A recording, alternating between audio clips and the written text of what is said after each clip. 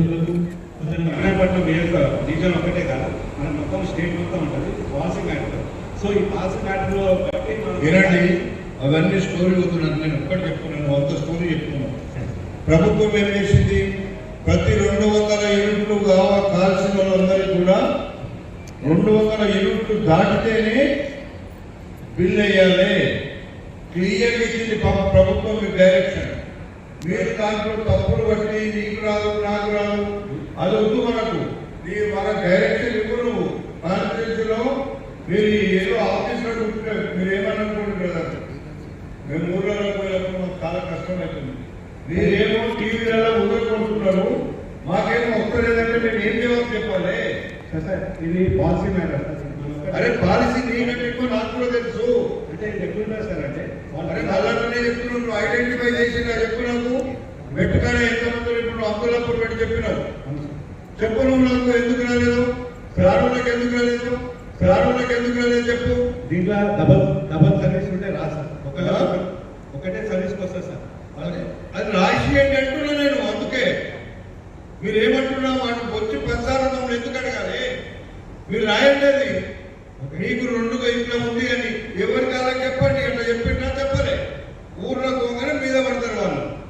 ఇదేం సంగతి? ఎవరు మీకు అక్కడ ఏడీ ఎవరున్నారు, ఎవరున్నారు? ఇంకోసారి ఇది ఒక మా డిపార్ట్మెంట్ ఇది మా డిపార్ట్మెంట్ ఇస్తే మేము 15 రోజులు ఉత్పత్తి చేసి పెడతాం మా యొక్క ఐటీ. ఒక్క నిమిషం. కానీ ఇది ఏమేమి చెప్తారంటే ఇది ఎండి వాళ్ళకు గ్రామాల్లో అయితే ఎండి వాళ్ళు వాళ్ళ ఆఫీసులో చేయాలి సార్, మున్సిపాలిటీ అయితే కమిషనర్స్ చేయాలి సార్. ఇది మాకు ఒక్క నిమిషం. ఎంపీడీఓ ఎవరమ్మా? అబ్దుల్లాపూర్ వాడు ఆయన చెప్పేది అర్థమైందా నీకు? నా ఒక్కరి తప్పు కాదు, అందరి తప్పు ఉందని.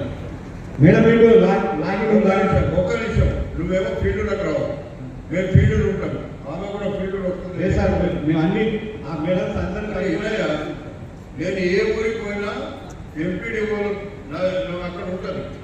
అమ్మ నీకు ఇదివరకు ఏం చెప్పినా, నేను చెప్పినా 10,000 క్లియర్ చేసింది. అమ్మ నేను ఏమంటున్నానంటే మీకు ఎలక్ట్రిసిటీ ఏ ఎవరు, డి ఎవరు, అక్కడ ఎవరు, ఏడీ ఎవరు మీకు? మీరు ఇది మనం ఒకరి మీద ఒకరు మాట్లాడుతున్నాం.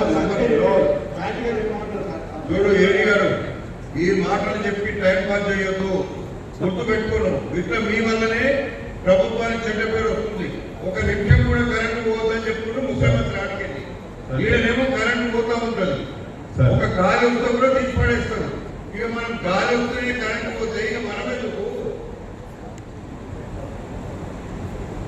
సార్ ఇప్పుడు ఇక్కడ ఏమైందా సార్, గృహజ్యోతి అప్లికేషన్స్ గృహ వినియోగదారులకు 200 యూనిట్ల లోపు వచ్చిన వాళ్ళందరికీ గృహజ్యోతి బెనిఫిట్స్ రావాలనేది ప్రభుత్వం ముఖ్య ఉద్దేశం సార్. ఇక్కడ అందరూ మనము ప్రజాపాలన మన ప్రభుత్వం చేపట్టినప్పుడు అందరూ వచ్చి service number, ration card number, అలాగే ప్రజాపాలనలో ఒక అప్లికేషన్ తీసుకొని అందరం మన ఎంపీడీఓ ఆఫీసులో, కమిషనర్ ఆఫీసులో డేటా ఎంట్రీ జరిగింది సార్.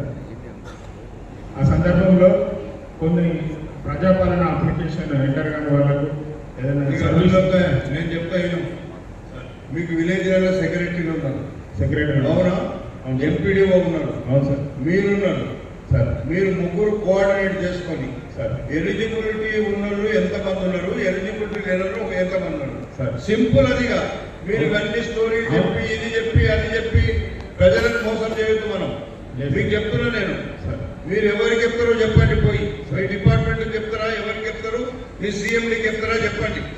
ప్రభుత్వం ఒకటి డైరెక్షన్ ఇచ్చింది, ఇవన్నీ మీరు టైం పాస్ చేసి నేను ఎన్ని 1 years చెప్తున్నా మీకు. నీకు చెప్పినా ఇదివరకు సార్. ఒక్క నిమిషం సార్. ఏమైతుందండి సార్, ఇక్కడ మొత్తం రాని వాళ్ళ కొంతమంది ఉన్నారు సార్, ఇబ్బంది పడేవాళ్ళు. అయితే వాళ్ళది రేషన్ కార్డ్ నెంబరు, ప్రజాపాలన అప్లికేషన్, సర్వీస్ నెంబర్ తీసుకెళ్ళి మనం ఎంటర్ చేయడానికి మన డిపార్ట్మెంట్ ఒక పేరు వినయా, నువ్వు నాకు అన్యాయంగా మీరు చెప్పాలి, నువ్వు మైక్ పక్కకు పెట్టిగా. ఆటో గారు ఏ ఊర్లో మీరు క్లియర్గా నోట్ చేసుకుంటే మినిట్స్ రాయండి కావాలంటుంది. మీరు మినిట్స్ రాసి వీళ్ళ లోపం వల్ల ఊర్లలో మనం ఇచ్చే ప్రభుత్వ పథకము ప్రజలకు అందించలేకపోతున్నారు. ఈ తప్పెవరిది మీది.